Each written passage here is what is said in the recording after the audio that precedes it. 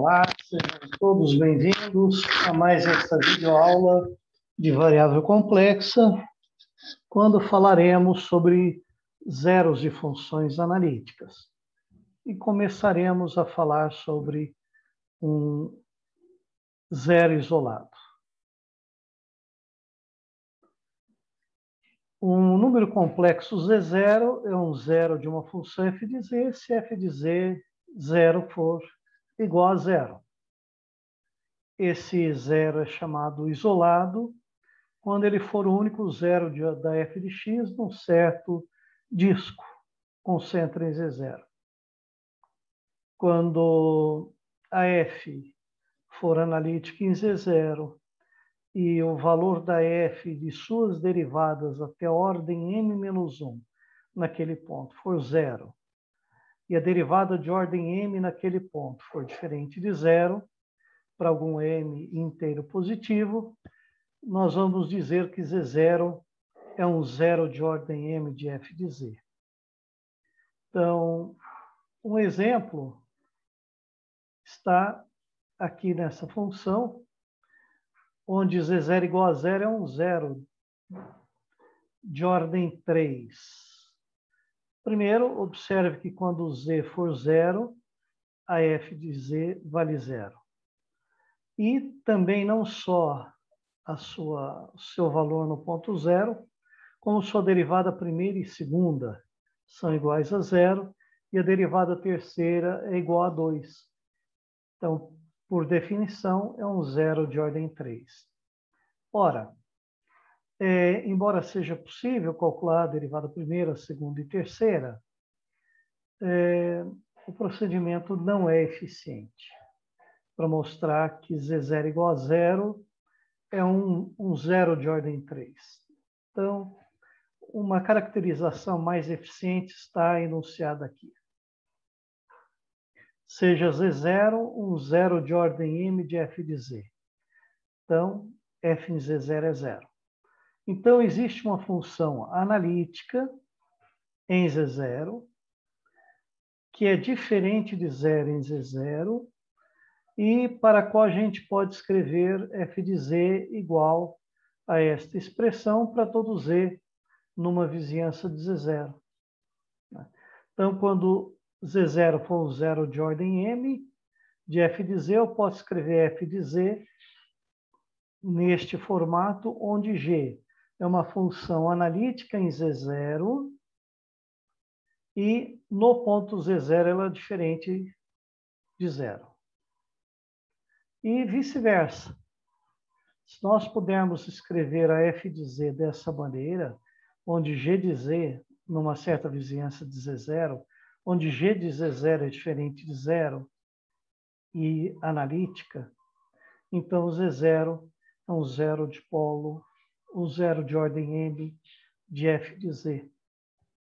E a prova é o seguinte: se Z0, então se a gente partir da hipótese que Z0 é um zero de ordem m, então todas as derivadas até a ordem m são iguais a zero, e a derivada, ordem m-1, no ponto Z0 são todos iguais a zero, e a derivada de ordem m no ponto Z0 é zero.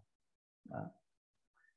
Bom, então, como a f de z é analítica, num certo disco aberto, a sua série de Taylor tem esse formato aqui, em torno do Z0, uma vez que os coeficientes A0, A1, A2 são todos iguais a zero, porque são dados em termos dos valores de f e suas derivadas até a ordem m-1 no ponto Z0. Então, os termos com potências de z-z0 de ordem menor do que m são todos nulos. Podemos colocar z-z0 em evidência e ficamos com essa expressão. Esse AM é diferente de zero, uma vez que é a derivada da f de ordem m da f no ponto z0 dividido por m fatorial, no caso da série de Taylor. E, portanto, a nossa função f de z é z menos z0 elevado a m vezes essa função aqui, que eu chamei de g de z. E quando z for z0, ela é diferente de zero. Então, provamos que se z0 for um zero de ordem m de f, podemos escrever f desse formato. E a recíproca. Vamos supor que eu posso escrever f dessa forma, onde g de z é numa forma, numa vizinhança de z0, né? E essa função g é analítica numa vizinhança de z0. Ou melhor, basta dizer que ele é analítica em z0 para garantir que ele é analítica numa vizinhança de z0. E de tal forma que o g no ponto z0 seja diferente de zero.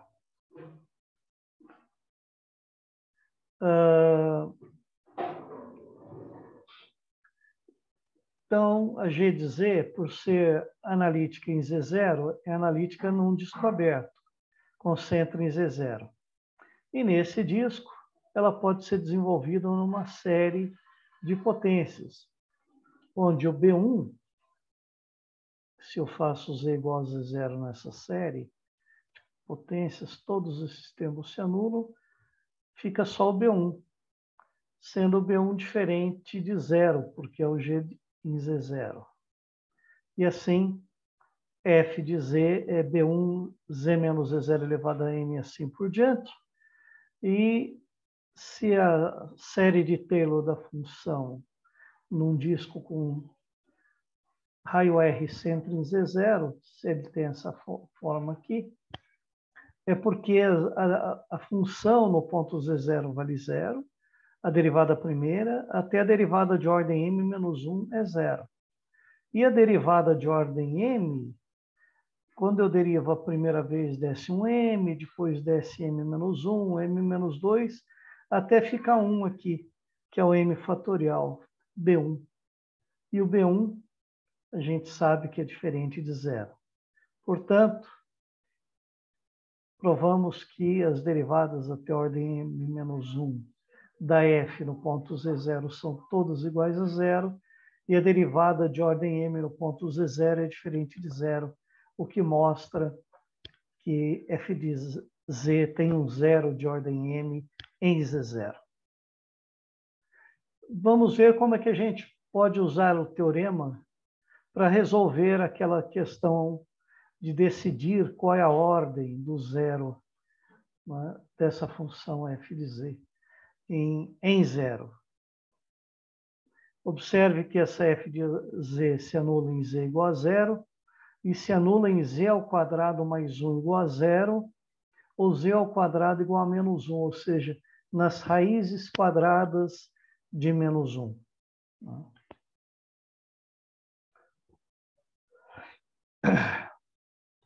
Se a gente colocar o z ao cubo em evidência, podemos escrever a f de z dessa maneira.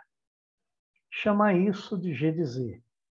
Ora, essa função g de z, que eu listei aqui, ela é analítica em z0 igual a zero, por quê? Razão entre dois polinômios e o denominador não se anula em z igual a zero. E o valor dessa função g em zero é diferente de zero.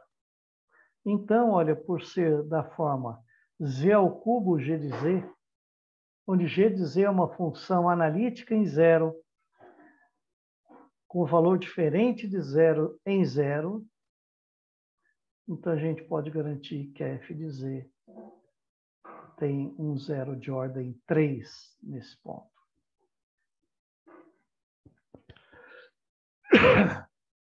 O z0 igual a 2 é um zero de ordem 1 desse polinômio. Observe que 2 ao cubo é 8 menos 8, zero, né? Então, esse polinômio é divisível por z menos 2. Quando dividimos este polinômio por z menos 2, obtemos z ao quadrado mais 2z mais 4. Então, deixando em evidência o z mais 2, chamando isto de g de z, né? Nós vemos que essa G de Z, ela é um polinômio, então analítica em qualquer Z complexo. No ponto 2, seu valor é 12, 4 mais 4 mais 4, 12, que é diferente de zero. Então, a f de Z é Z menos 2G de Z, onde G é analítica em 2 e diferente de zero nesse ponto. Como aqui o expoente é 1, então Z0 igual a 2 é um zero de ordem 1.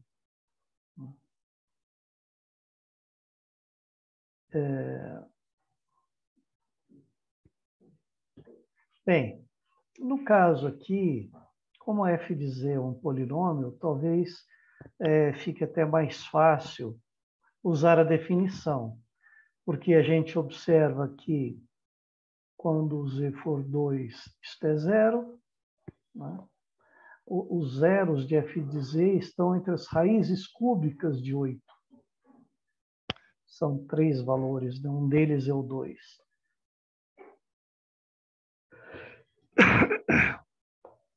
Então, para saber que ordem que é o zero dessa função, basta derivar. Derivada primeira é 3z ao quadrado. E 3z ao quadrado já é diferente de zero, é em 2. Então, f de 2 é zero, mas a sua derivada primeira é diferente de zero. Então, aqui é um caso em que a aplicação da definição é suficientemente boa para determinar a ordem do polo. A gente nota que essa função f de z se anula quando z é zero. Parece que essa função tem um zero de ordem 1 em zero, mas não, porque quando z for zero, esse termo também se anula. Vamos mostrar que esse zero é um zero de ordem 2. E aqui a gente pode ver que é um zero de ordem 2, calculando a derivada, vendo que a função no ponto zero vale zero, porque é zero vezes qualquer coisa zero. A derivada no ponto zero, calcule a derivada e faço z igual a zero, vejo que está zero. Derivo novamente. E aí, na derivada segunda, percebemos que o valor da derivada segunda em zero é 2. Também a gente pode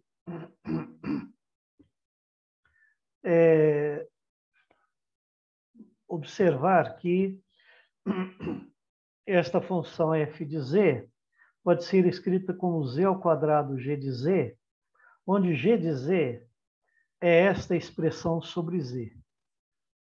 Mas essa expressão só é definida quando z for zero, diferente de zero, melhor dizendo. Mas observando que o limite disso aqui, quando z tende a zero, é 1, a gente vê que o z igual a zero é uma singularidade removível. Então, se a gente definir o g no ponto zero como limite dessa expressão, quando z tende a zero e esse limite é 1, a nossa função g de z fica analítica em zero. Então, a f de z é uma função z quadrado vezes g de z, onde g é analítica em zero, diferente de zero quando z é igual a zero. Então, f de z é uma singularidade de ordem 2. E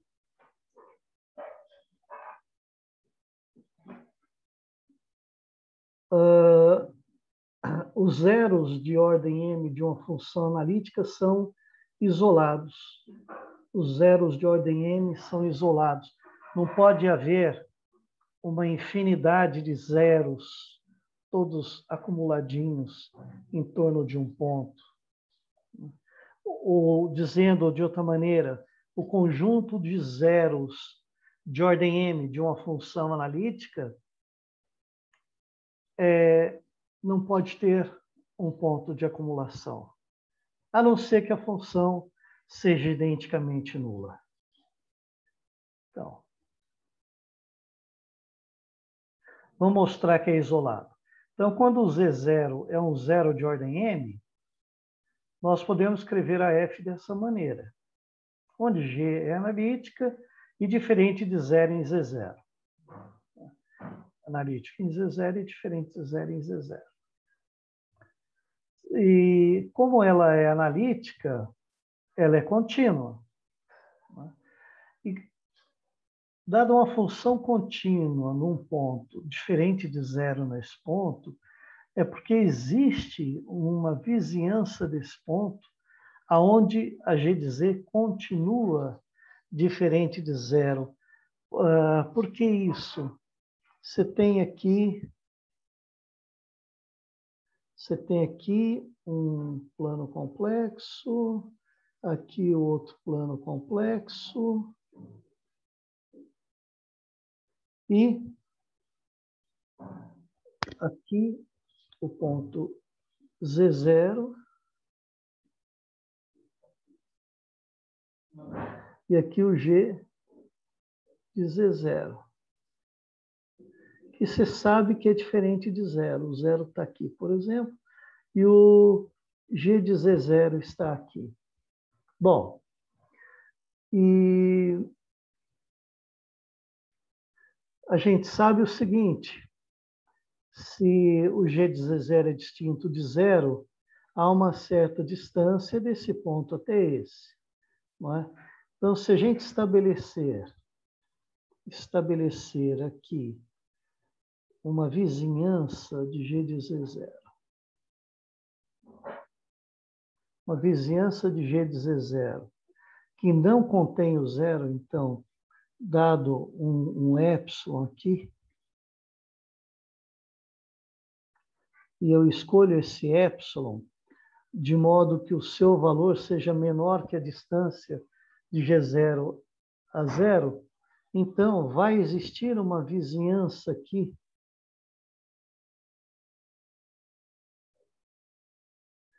de Z0 de raio delta,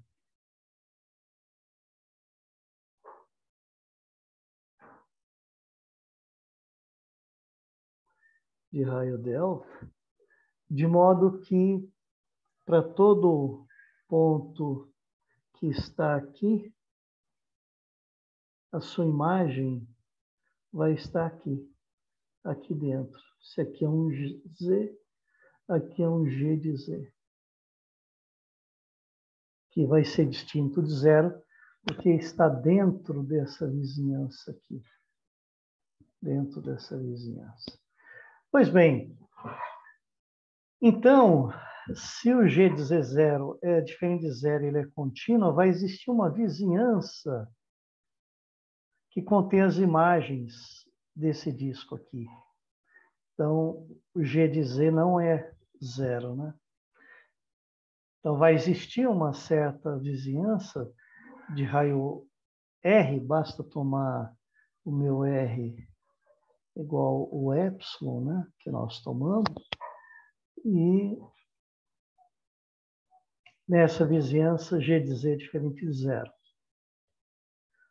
Logo, se o G de Z é diferente de zero, o F de Z só se anula quando esse fator é zero, numa vizinhança do Z0. Então, quando o Z for Z0, o produto se anula. Fora disso, como isso é diferente de zero e isso também, a F de Z não se anula, e provamos que nesta vizinhança o F de Z é diferente de zero, e, portanto, o Z0 é um zero isolado. Existe, se houver outro zero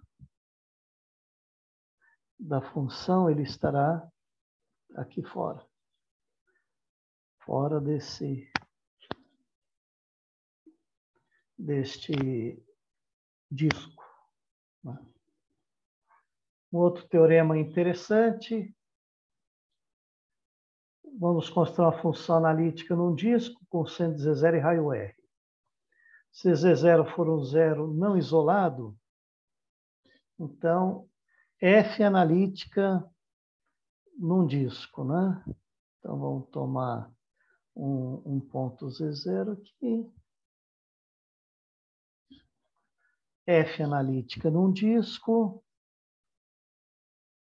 Analítica num disco de raio R.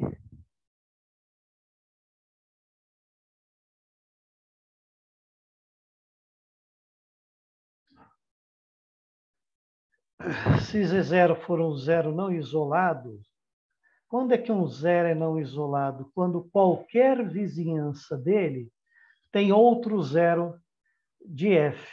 Qualquer vizinhança de Z0 tem outro zero de F. Então, vamos provar que F de Z é identicamente nula nesse disco. Bom, se o Z0 é um zero não isolado, então todo disco perfurado definido por essa desigualdade, então, como K assume os valores 1, 2, 3, etc., a primeira vizinhança é R sobre 1, que é o disco todo. A segunda é R sobre 2, que é um disco cujo raio é a metade do anterior.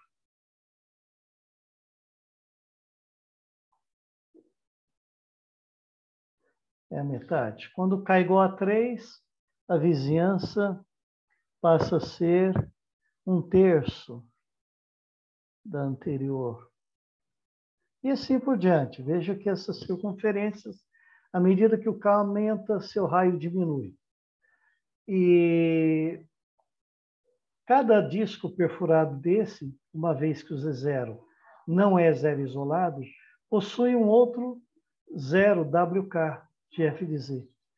Cada um deles, esse aqui, possui um zero que a gente chama de W1. Aqui a gente tem outro zero que a gente chama de W2. Aqui a gente tem um outro zero que chama de W3.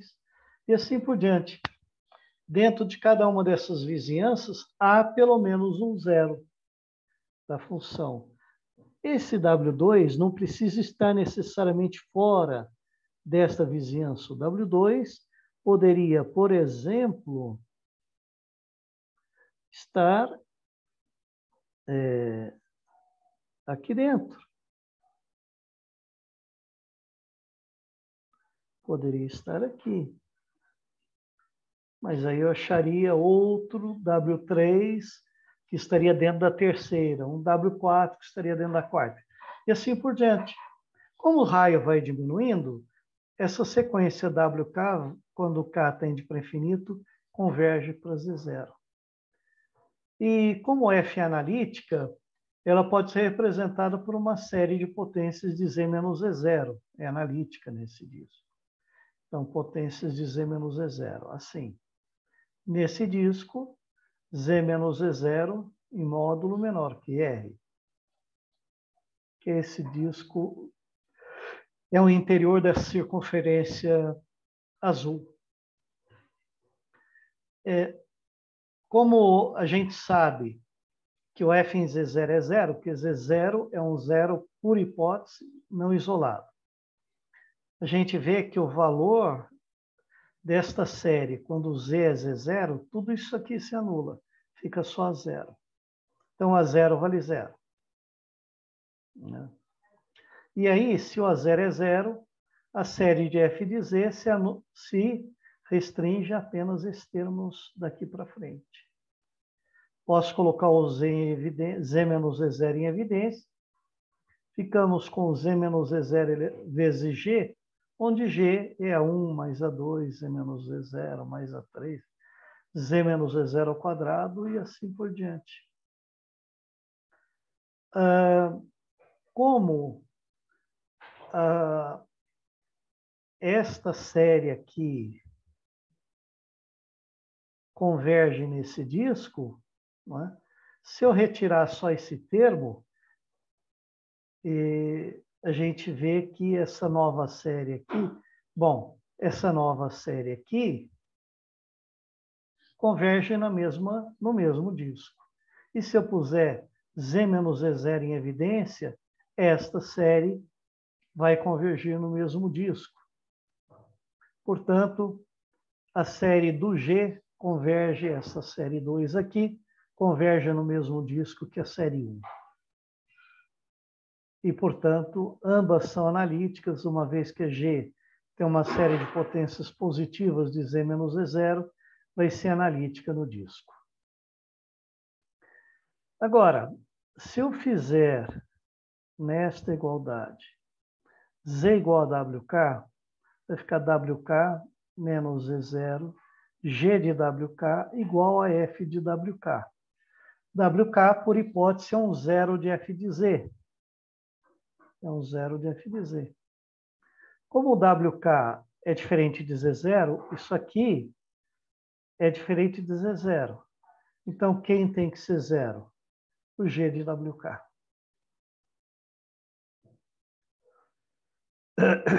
Então, como o G de Z é representado por uma série de Taylor, é uma função analítica, ela é contínua nesse disco.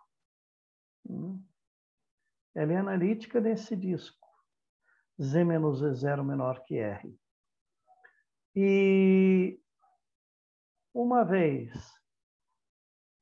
que o G de WK é zero, né, que é o que nós concluímos aqui, pela continuidade, vejam, o A1, que é o G de Z0, se eu fizer Z0 aqui e do lado direito fizer Z igual a Z0, anula-se tudo isso, fica apenas A1.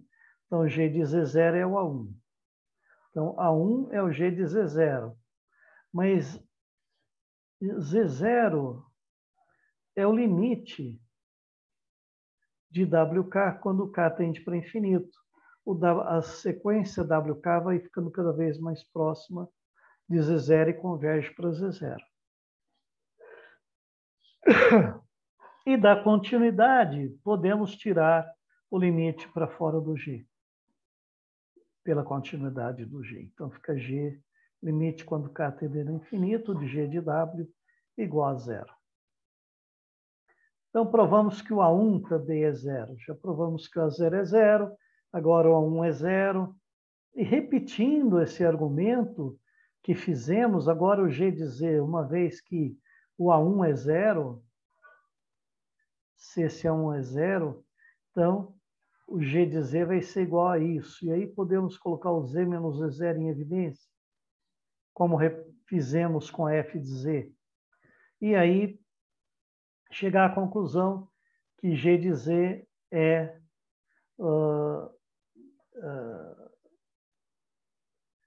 uma série de Taylor vezes Z menos E0.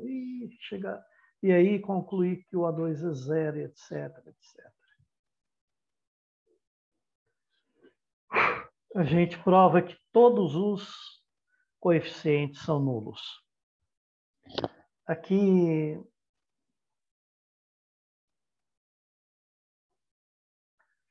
o que nós provamos foi o seguinte, que nós construímos aqui uma sequência que converge para Z0.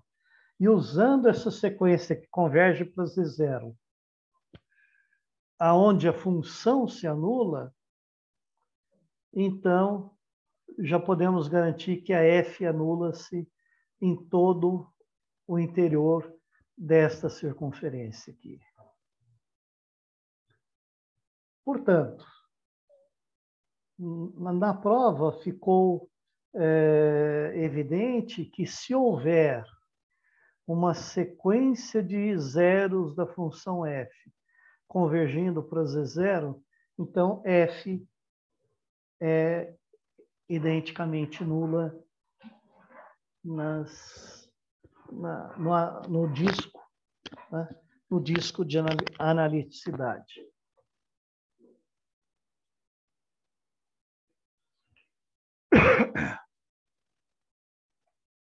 Então, temos o seguinte corolário. Seja Z o conjunto de zeros de f de z. F de z é uma função analítica no disco aberto. Então, essa f de z analítica no interior dessa circunferência azul. Se o Z0 for um ponto de acumulação de Z, então f de z é identicamente nula no disco. Então, se esse ponto aqui for um ponto de acumulação dos zeros de f, então já é o suficiente para dizer que a função é identicamente nula. Porque se o z é um ponto de acumulação de Z0, ou melhor, se o Z0 for um ponto de acumulação de Z, Z0 não é um ponto isolado. Qualquer vizinhança de Z possui um ponto de Z. E o raciocínio, então, repete o raciocínio do teorema anterior. Em cada vizinhança do tipo Z menos Z0 menor que R sobre K, vai ter pontos dos zeros. Por quê? Z0 é um ponto de acumulação do conjunto de zeros. Então, o Z é igual ao conjunto dos Z's complexos tais que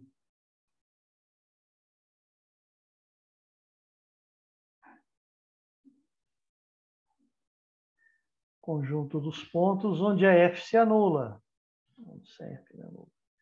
Se esse conjunto tiver Z0 como um ponto de acumulação de Z,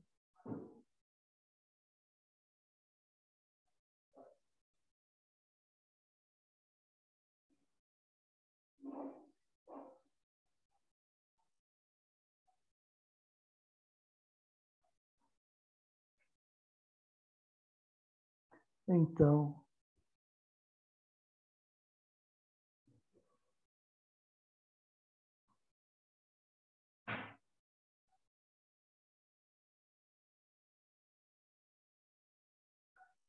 ele é aberto no disco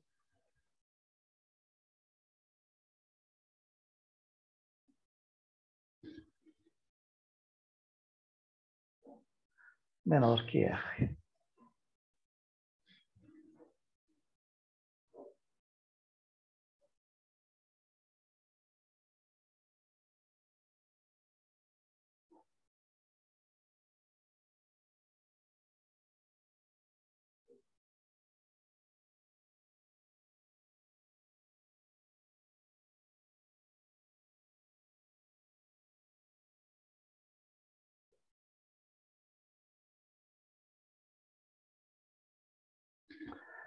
Ok. A ideia é mesmo da prova, uma vez que Z0 é um ponto de acumulação desse conjunto, cada vizinhança perfurada com centro em Z0 tem pelo menos um ponto de Z.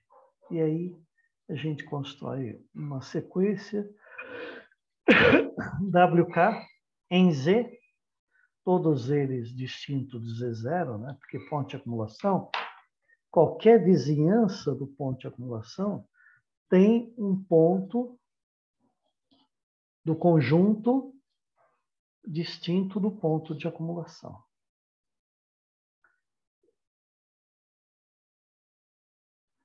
Vamos tomar duas funções FG analíticas num disco. Então,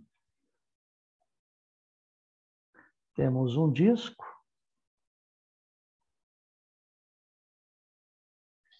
de raio R.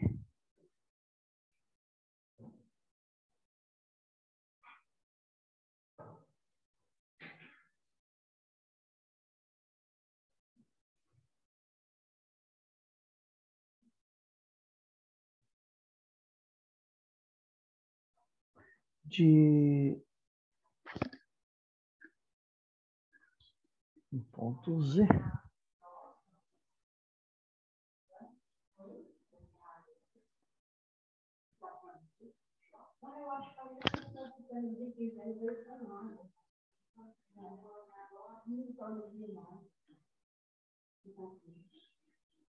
Então, vamos considerar duas funções analíticas nesse disco. Tá? Então, aqui é o Z0.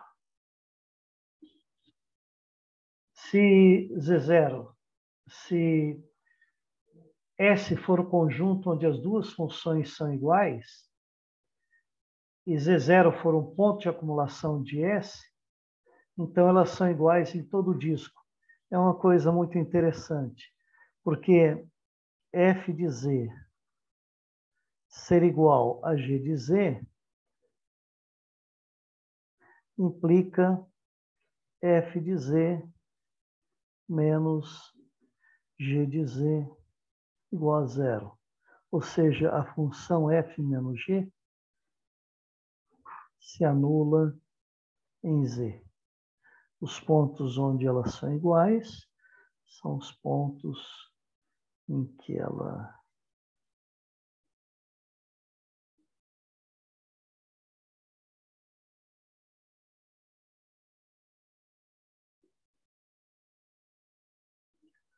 se anula. Que a diferença se anula.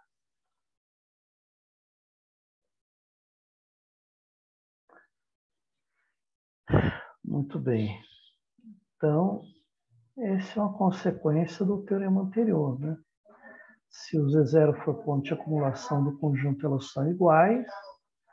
Então, a diferença é zero em S, e Z0 é um ponto de acumulação. Então, a diferença é zero para todo Z no disco. Aqui, vamos pegar assim, seja S, analíticas, considerar duas funções analíticas do mesmo disco, aqui. S, um segmento de reta que contém Z0. S, um segmento de reta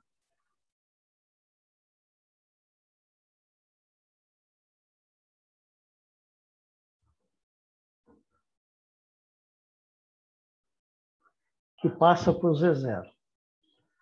Se as duas forem iguais, F e G, para todo EZ em S, então as funções são iguais. Por quê? Porque, evidentemente, Z0 é um ponto de acumulação deste segmento de reta. Então, esse Z0 deixa de ser um zero isolado da função f menos g. E isso tem uma consequência extremamente interessante, que é esse teorema aqui, que é uma consequência dos teoremas anteriores. Seja x0 um número real.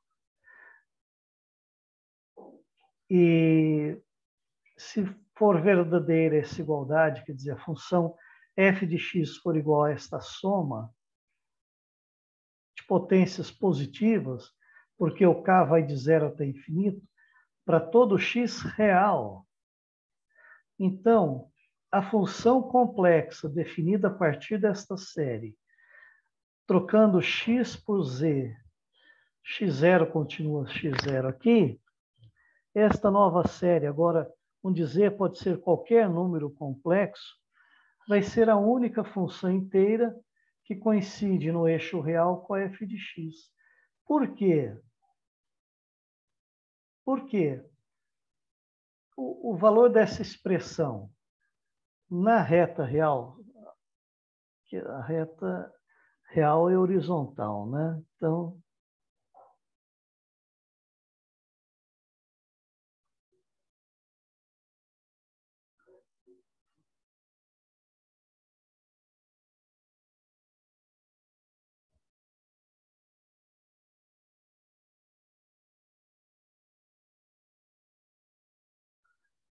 na reta horizontal,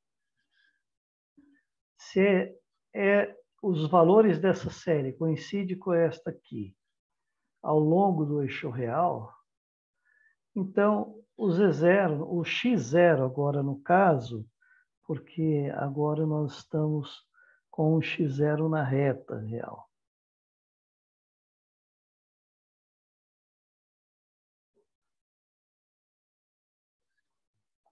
O X0 que está na reta real é um ponto de acumulação da reta.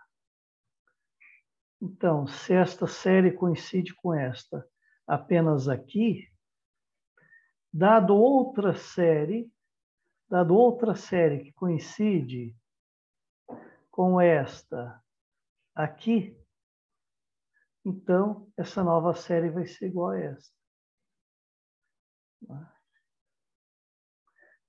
Então a prova é essa. Se G de Z fosse outra função inteira coincidente com f de x para todo x real, teríamos G de x igual a f de x para todo x real.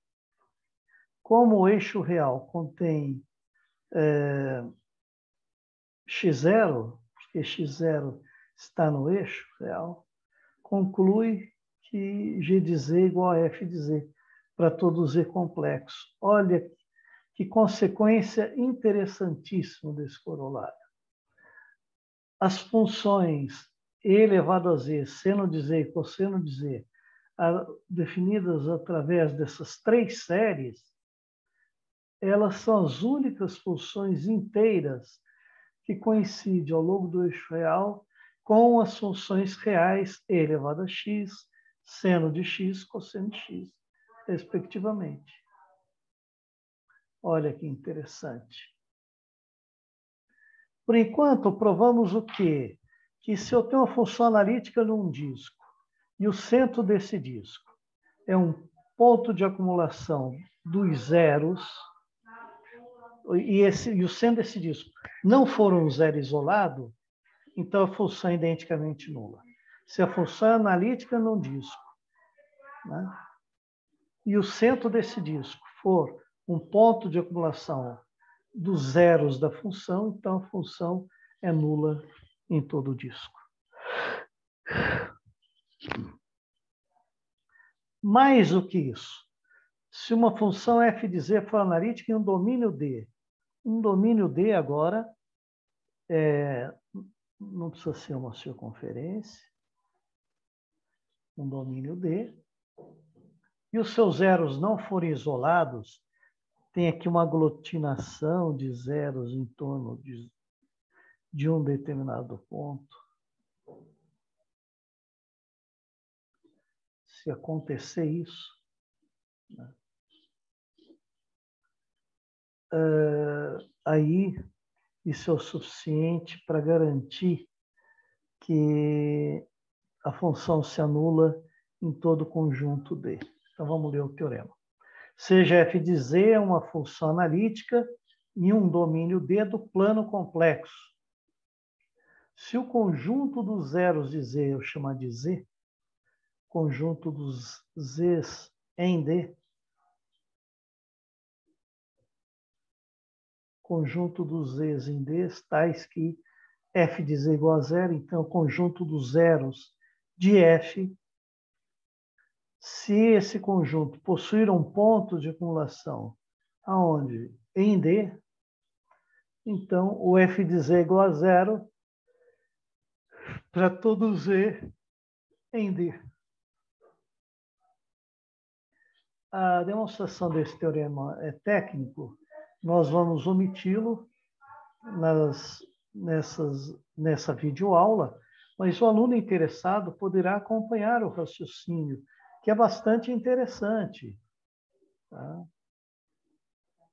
Que é bastante interessante.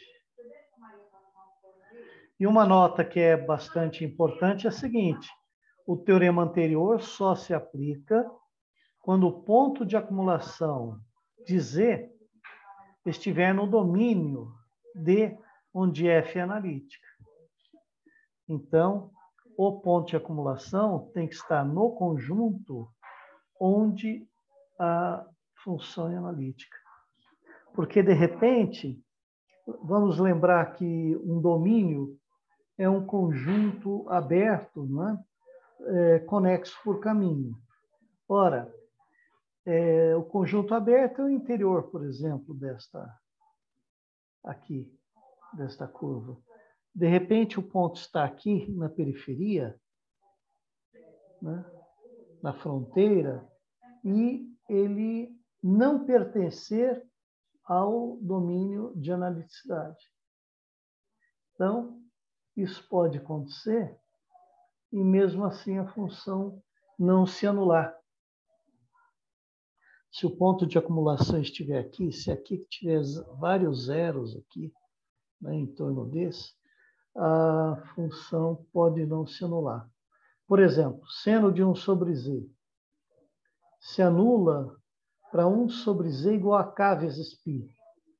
Ou melhor, isso mesmo. 1 sobre z igual a k vezes π. E, portanto, z é 1 sobre k vezes π. K variando, assumindo os valores mais ou menos 1, mais ou menos 2, mais ou menos 3, e assim por diante. À medida que o K aumenta em módulo, o ponto vai se aproximando do zero. Vejam, essa função não é definida em zero, né? Então, esse conjunto Z aqui, que é uma sequência, 1 sobre π, 1 sobre 2π, 1 sobre 3π, mais e menos. 1 sobre menos 3π, 1 sobre mais 3π. 1 sobre menos 4π, 1 sobre mais 4π. Essa sequência vai convergindo para zero, né?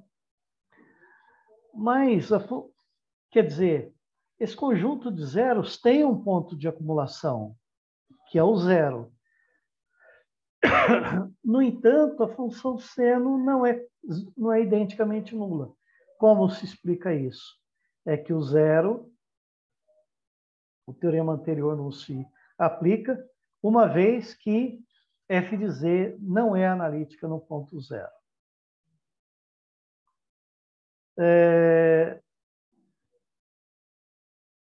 Tem mais alguns corolários. O primeiro, um deles diz que os zeros de uma função analítica não nula são isolados, de fato. Se não fossem isolados, a função seria identicamente nula. E, dados duas funções analíticas e um domínio, se o conjunto de pontos onde elas são iguais tiver um ponto de acumulação em D, então f vai ser igual a g, de fato. Porque se f é igual a g, f menos g é igual a zero. Então, os pontos onde as duas são iguais é o conjunto dos zeros da função f menos g. Se ele tem ponto de acumulação, as duas funções, a f menos g vai ser igual a zero, e, portanto, em todo D, e, portanto, f igual a g. Dada uma função analítica num domínio, como o interior desse contorno, se houver um conjunto com pelo menos um ponto de acumulação em D, no qual f é constante, então f será constante em D.